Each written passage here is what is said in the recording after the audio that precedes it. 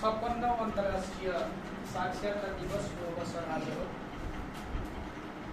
र संयुक्तले ठ्याक्कै कार्यक्रम पनि आज पालन गर्यो। यो कार्यक्रमको सभाध्यक्ष शङ्कर नेपालीज्यू, विशिष्ट अतिथि यस विद्यालयका प्रधानाध्यापक महेश कुमार शर्माज्यू र निर्णायक मण्डलमा बस्नुभएका यस विद्यालयका सबै शिक्षक मित्रहरू, अभ्यास शिक्षण समूहको लागि आफ्नो योग्यता र क्षमता, विशेष गरी योग्यतालाई बढाउनको लागि यो कार्यक्रमको आयोजना गर्नुहुने स्नातकोत्तर तह एमए चौथो सेमेस्टरका विद्यार्थी मित्रहरू लगायत सम्पूर्ण प्यारा प्यारा भाइ बहिनीहरूमा मेरो नमस्कार गर्न चाहन्छु। नमस्कार।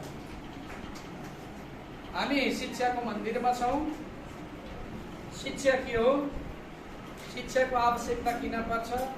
मानव जीवन के हो? मानव जीवनलाई हामीले कसरी बुझ्ने भन्ने कुराहरू आदरणीय गुरु महेश कुमार शर्माजीले भनिसक्नु भएको छ। मैले के जोड्न चाहन्छु त भन्दा, न चोरले चोर्ने, न त राजा हरने, न अंश लाग्ने, न त भारी हुन्छ। विद्या ठुलो यो धन यो सामानको आफू कुनै छैन भनेर खान। विद्या भए दिन्छन् खान सारा, विद्या भए हुन्छौँ हामी प्यारा। लौ पैसा जाऊ पढ्न त कसैले भन्दैन, पढ्नमा त आफैले कोसिस गर्नु पर्दछ। हेर्नुहोस् है, हामीले प्राप्त गरेको शिक्षा न त चोरले चोर्न सक्छ, पैसा चोर्न सक्छ, सम्पत्ति चोर्न सक्छ। हाम्रो सम्पत्ति एउटा निर्णयमा सरकारले लिइदिन सक्छ। न त हामीलाई भारी नै हुन्छ, न त भाइ अंश नै लाग्छ। भएको चिजहरू सबै एउटा सियो पनि भाइ अंश छुट्टिँदाखेरि, भाइहरू छुट्टिँदाखेरि छोड्नु। तर यो ज्ञान, यो शिक्षा त्यस्तो चिज हो, न त चोरले चोर्न सक्छ, न त राजा राष्ट्रपति सरकार लिन सक्छ, न त हामीलाई भारी हुन्छ। हामीले बुझ्नुपर्ने कुरा। दोस्रो कुरा, विद्या त्यति महान चिज हो जसले गर्दा कुनै पनि व्यक्तिको हरेक स्वभावलाई छर्लङ्ग पार्ने गर्छ।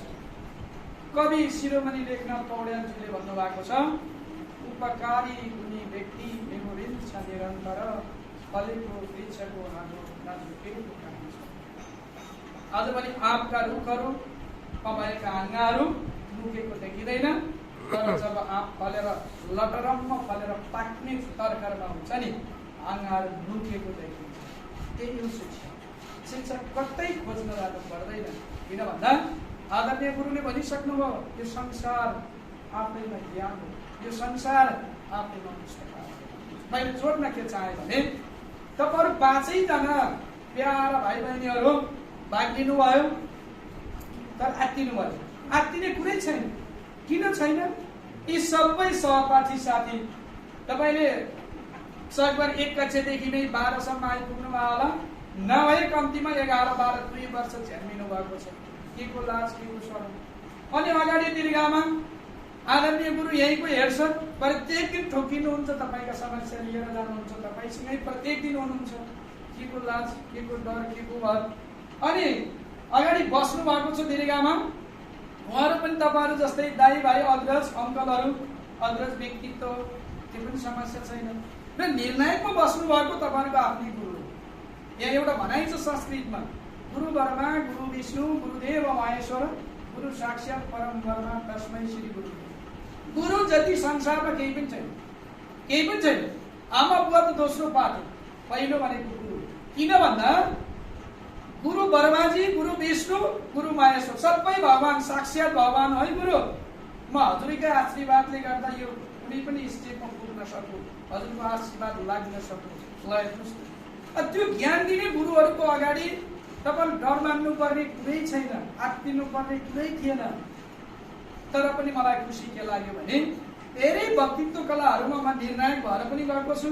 धेरै वक्तित्व कलाका कार्यक्रमहरूमा सहभागी हुँदा निजी विद्यालयका विद्यार्थीहरू बाहेक सरकारी विद्यालयका विद्यार्थीहरू 5 मिनट बोल्न नसक्ने अवस्था थियो।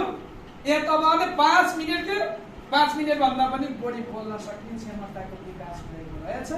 यो मानेमा म निकै अन्तरात्माले खुसी छु। मैले साथीहरूसँग पनि कुरा गरेँ। 2 मिनेटमा टुङ्ग्याइदिन्छन्, 3 मिनेटमा टुङ्ग्याइदिन्छन्, 4 मिनेटमा टुङ्ग्याइदिन्छन्। दिएको समय 5 मिनेटको सदुपयोग हुँदैन, तर तपाईँले सदुपयोग गर्न सक्ने क्षमताको विकास भएको रहेछ। शिक्षा समूह हो, तपाईँ शिक्षा पढिराख्नु भएको छ, विषय पनि मानव जीवनमा शिक्षाको महत्त्व ल आफै विचार गर्नुहोस्। भाइ बहिनीहरू, स्टार्टिङ यहीँबाट सुरु हुन्छ। तपाईँ गर्न सक्ने मध्येको मान्छे हो, तपाईँ भोलि राष्ट्रको नागरिक हो। त्यसकारण तपाईँहरू कुनै पनि समयमा कसैलाई देखेर हडबडाउनु। दोस्रो कुरा, हामी त सिक्न आएको होइन, एज म पनि सिकिरहेको छु, मैले पनि पढिरहेको छु, मैले पनि अर्कोबाट सिकिरहेको छु, मैले पनि लिइरहेको छु। ज्ञान भनेको खोक्रोबाट सुरु भएर चियानमा अन्त्य हुन्छ। हामी भन्छौँ मैले त 12 पास गरेँ, अब मेरो पढाइ सक्यो, मैले त ब्याचलर पास गरेँ, मेरो पढाइ त सकियो, अब नपढ्ने, मैले मास्टर्स डिग्री स्नातकोत्तर सकेँ, अब त नपढ्ने, कस्तो झ्याउ। आज कतिपय गार्जियनहरू, कतिपय व्यक्तिहरूको भनाइ छ, के पढेर हात्ती ठुलो भएको हो, के नपढेर घिउ कमेला सानो भएको हो। यसका तर्क छ है।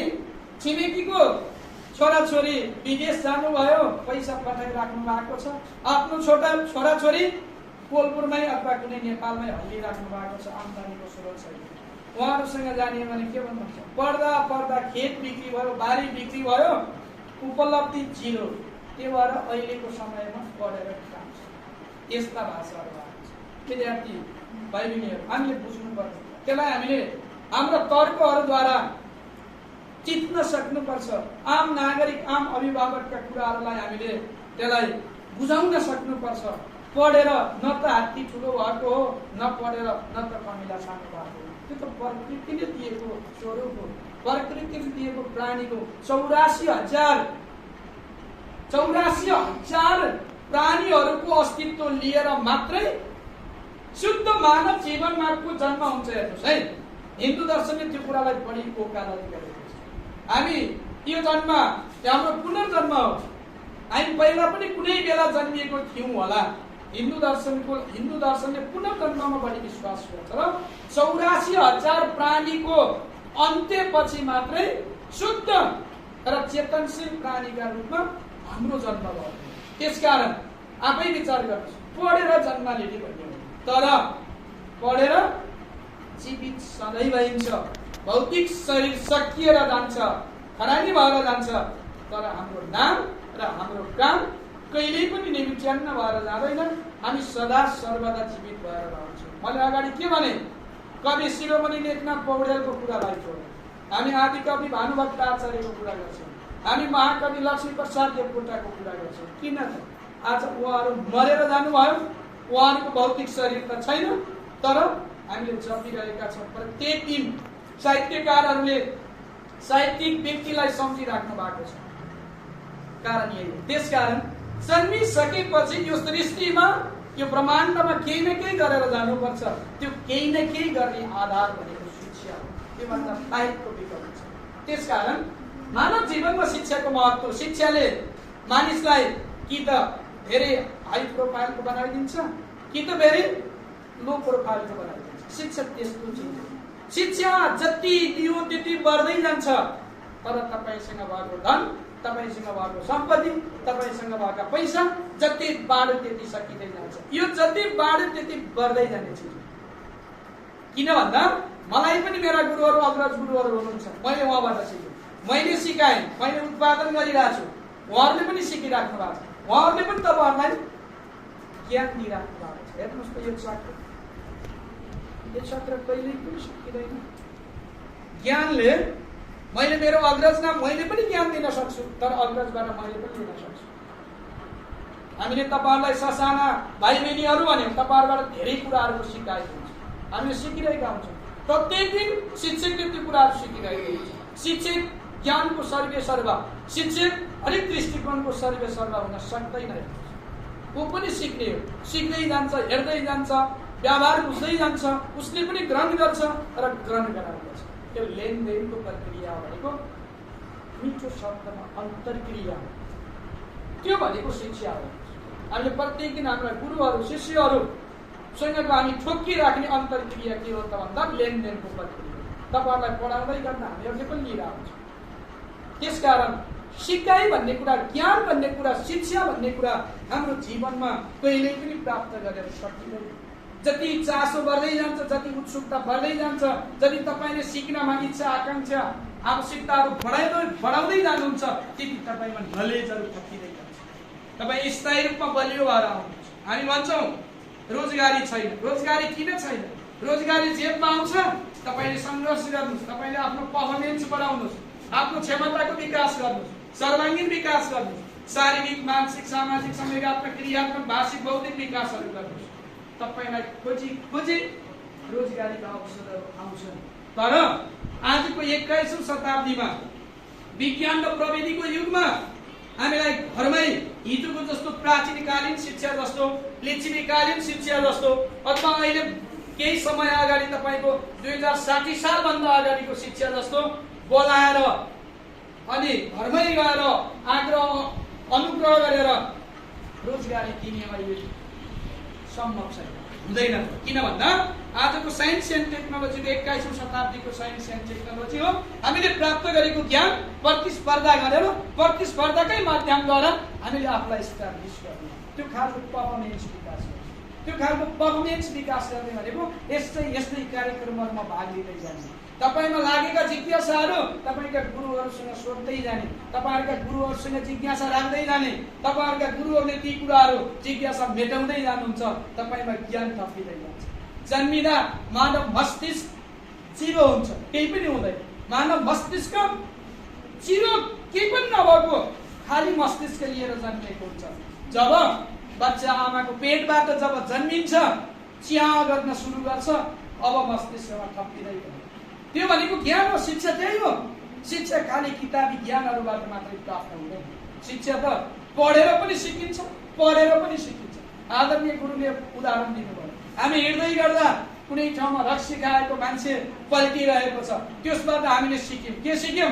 यो चिज खाने हो भने बेजेती तरिकाले रोडमा सुताउँदो रहेछ। As a knowledge, as a education, त्यही हो सिकाइ। सिकाइ त्यहीबाट सुरु हुन्छ। हिँड्दै गर्दा हाम्रो खुट्टामा चोट लाग्यो, बुढी औँलाको नङ गयो, बल्ती रगत बग्यो, कस्तो पीडा भयो। अब भोलि तपाईले साथीसँग यस्तै कुरा गरेर तपाईले के गरिराख्नु भएको थियो? तल चोट लागेको थियो, भोलिपल्टदेखि तपाईँ सचेत। अब तपाईँ यता हेरेर, साथीतिर हेरेर तपाईँ अब कहिले पनि यही हो, अनुभवबाट सिकाइ हुन्छ। औपचारिक, अनौपचारिक, अनियमित प्रक्रियाबाट सिकाइ हुन्छ। त्यसकारण यो शिक्षाले मानव जीवनलाई महत्त्वपूर्ण जीवनका रूपमा निर्वाह गर्दछ। शिक्षा त्यस्तो चिज हो, हामी अन्य प्राणीहरूभन्दा सचेत प्राणी हो। हामीले किन सचेत प्राणी हो भन्दा हामीमा बौद्धिकता छ, हामीमा तर्क शैली छ, हामीमा विचार आदान प्रदान गर्न सक्ने क्षमता छ, हामी जस्तो सुकै इन्भाइरोमेन्टसँग पनि समायोजन गर्न सक्ने हाम्रो क्षमता छ, हामी एडजस्ट हुन सक्छौँ, घुलमिल हुन सक्छौँ। यही नै शिक्षा। त्यसकारण मानिस अन्य प्राणीभन्दा फरक प्राणीका रूपमा रहन्छ। अर्को कुरा मैले के आग्रह गर्न चाहन्छु भने तपाईहरु शिक्षा सम्बन्धीका मैले तपाईलाई एउटा जानकारी पनि गराउन चाहे। कोलपुरको न्यू रोडको पूर्वतिर एउटा ज्ञानोदय सामुदायिक पुस्तकालय भन्ने छ। त्यो पुस्तकालयमा 13,000 समथिङ किताबहरू छन्। धार्मिक किताब छ, साहित्य किताब छ, विभिन्न किताबहरू, विभिन्न क्याटेगोरीका किताबहरू छन्। तपाईहरु शैक्षिक अवलोकनका रूपमा त्यो ज्ञानोदय पुस्तकालय जान सक्नुहुन्छ। त्यहाँ गएर तपाईलाई फुर्सद भएको बेला हाम्रो पुस्तकालय हप्ता पुरै 7 दिन खुल्छ। त्यहाँ गएर विभिन्न कुराहरू, विभिन्न पुस्तकहरू, विभिन्न पत्र पत्रिकाहरू त्यहाँ अध्ययन गर्न सक्नुहुन्छ। ज्ञान त त्यही छ। त्यहाँ ज्ञानको भण्डार छ। ज्ञानको भण्डार यो विद्यालय हो। ज्ञानको भण्डार त्यो तपाईँ त्यो खालको वातावरण सिर्जना गर्नुहोस्। त्यहाँ जानुहोस्, त्यहाँ विभिन्न पुस्तकहरू छन्, घरमा ल्याउन पाइन्छ। 1 हप्ता 15 दिनसम्म ल्याएर तपाईँले मजाले अध्ययन गर्न सक्नुहुन्छ। सिकाइ त्यहीबाट सुरु हुन्छ। सिकाइ ज्ञान भनेको चरणबद्ध रूपमा हुने कुरा हो। यो एकैचोटि आएर दिमागमा उहिरिहाल्ने कुरा होइन। त्यसकारण त्यहाँ जानुहोस्, त्यहाँबाट सिक्नुहोस्। विभिन्न अनलाइन पत्रिकाहरू छन्। अहिले अनलाइनबाट शिक्षा सम्बन्धीका धेरै कुराहरू आएको हुन्छ। तपाईँ युट्युबमा जानुहोस्, बोल्न सक्ने क्षमताको त्यहाँ विकास हुन्छ। तर्क गर्न सक्ने क्षमताको युट्युबमा देख्नुहुन्छ है। यही शीर्षकमा युट्युबमा हाल्नुहोस्, विभिन्न छन्, विभिन्न खालका कुराहरू छन्। पत्र पत्रिका अध्ययन गर्नुहोस्, त्यहाँबाट पनि सिकाइ हुन्छ। त्यसकारण त्योबाट प्राप्त गरेको ज्ञानलाई शिक्षा भनिन्छ, जुन ज्ञानले तपाईँ हाम्रो चौतन्य विकास गर्छ र हामी राष्ट्रका लागि समर्पित हुन सक्ने वातावरणको सिर्जना हुन सक्ने भएको कारणले गर्दा सम्पूर्ण विद्यार्थी भाइ बहिनीहरू, शिक्षा त्यस्तो चिज हो जुन तपाईँले भने जस्तै संस्कृत धातुबाट आए तापनि शिक्षा मानव जीवनको अपरिहार्य र आवश्यक चिज भएको कारणले गर्दा ज्ञान सिप र सिपलाई सही तरिकाले व्यवहारमा कार्यान्वयन गर्न सक्ने क्षमताको विकास शिक्षाले गर्छ, जसले मानव जीवनलाई सही सबै जीवनका रूपमा विकास गराउँदछ। त्यसकारण सम्पूर्ण विद्यार्थी भाइ बहिनीहरू, तपाईँले भाग लिनुभयो। अब प्रतिस्पर्धा हो, मैले अगाडि भने प्रतिस्पर्धामा कोही फर्स्ट, कोही द्वितीय, कोही तृतीय, है, कोही चौथो, पाँचौं हुनु होला, तर पनि प्रतिस्पर्धात्मक हिसाबमा आफूलाई सन्तुष्टि बनाउँदै आगामी दिनहरूमा फेरि यसलाई सुधार गरेर राम्रो बनाएर अझै अर्को प्रतिस्पर्धीसँग अर्को कार्यक्रममा राम्रो भएर सबल भएर आउँछु, सक्षम भएर आउँछु, क्षमतावान भएर आउँछु र फेरि पनि प्रतिस्पर्धा गर्न सक्छु भन्ने कुराहरू यहाँहरूमा चिन्तन मननुहोस्। केही समय अगाडि भएको राष्ट्रिय परीक्षा बोर्डको तपाईँको 12 कक्षाको रिजल्ट हेर्नुहुन्छ भने नेपाल टप, जसको आमा 24 घण्टा काम गरेर आफ्नो छोरालाई आज 12 कक्षाको नेपाल टप बनाउन सफल हुनुभयो। त्यो खालको वातावरण सिर्जना गर्नुहोस्। पैसाले पढाइ हुँदैन, पैसाले हुँदैन। जब लक्ष्मी र सरस्वती सँगै कहिल्यै हुँदैन विद्यार्थी साथीहरू, बुझ्नुहोस्। लक्ष्मी र सरस्वती भनेको सौता जस्तै हुन्छ। त्यसकारण सङ्घर्ष नै मानव जीवनको प्रमुख आधार हो। सङ्घर्षले मानव सभ्यता र मानव जीवनलाई अग्रकारतिर लैजान्छ र जीवित बनाएर अगाडि बढ्छ। त्यसकारण सङ्घर्ष गर्न सक्नु तपाईँ हाम्रो जिम्मेवारी हो। हामी 8 घण्टा, 9 घण्टा, 10 घण्टा, 12 घण्टा, 14 घण्टा सुत्ने गर्छौँ। त्यसरी नसुत्नुहोस्, कामै छैन। जति निन्द्रा लाग्छ त्यति आयु घट्दै जान्छ। यो हिन्दू दर्शनको मुख्य ध्येय हो। हिन्दू दर्शनले त्यही भनेको छ, जति सुत्नुहुन्छ त्यति तपाईँको आयु कम हुँदै जान्छ। त्यसकारण धेरै सुत्न हुँदैन। किन भन्दा विज्ञानले भन्छ, स्वास्थ्यले भन्छ 8 घण्टा सुत, कामै छैन 8 घण्टा। हिन्दू दर्शनले भन्छ 90 सेकेन्डमा मान्छेमा भएको निन्द्राको 20 निमित्यान्न हुन्छ, पुगिहाल्छ। सायद त्यो कुरा फल अप मैले गरेको छु। कुनै बेलामा 3 घण्टा 4 घण्टा सुतेर 1 महिनामा 4वटा विश्वविद्यालयका किताब लेख्न सफल भएको मान्छे। त्यसकारण त्यो कुरालाई तपाईँहरू निहाल्न सक्नुपर्छ। सुत्नु, खानु, हिँड्नु, राम्रो बन्नु, चिटिक्क बन्नु, कपाल कोर्नु, गाजल लगाउनु, यसलाई म प्राथमिकतामा दिँदै। किन भन्दा मान्छे कपडा नराम्रो होस् तर सबैले मान्ने होस्, बुझ्नुहोस् है। ज्ञान होस्, त्यो ज्ञान सबैले स्वीकार गर्न सक्ने होस्। सङ्घर्ष गरोस्, जसले सफलता मिल्छ। सफलता नै आफैमा संसारमा हुने उसको गुण हो र त्यसले स्थायी रूपमा भइजान्छ भन्ने कुराहरू यहाँ समक्ष राख्दै यहाँलाई फेरि पनि ज्ञानोदय पुस्तकालयमा आउनुहोस्, हेर्नुहोस्, पढ्नुहोस्, त्यहाँ भएका किताबहरूको प्रयोग गर्नुहोस्, यहाँहरूलाई सौभाग्य मिल्नेछ भन्ने कुराहरू यहाँहरूमा राख्दै प्रतियोगी साथीहरू, प्रतियोगी विद्यार्थी भाइ बहिनीहरूलाई सफलताको शुभकामना दिँदै र सहभागी कुराहरू सुन्ने अनुशासित तरिकाले सुनिदिनु भएकोमा सम्पूर्ण विद्यार्थी भाइ बहिनीहरूलाई अन्तरात्मादेखि बागेश्वरी बहुमुखी क्याम्पसबाट तपाईँलाई विशेष धन्यवाद दिँदै यहाँहरूको अनुशासन, यहाँहरूको मर्यादा, यहाँहरूले देखाउनु भएको जुन खालको व्यवहार नै शिक्षा हो भन्ने कुराहरूले यहाँहरूले पुष्टि गरिसक्नु भएको छ।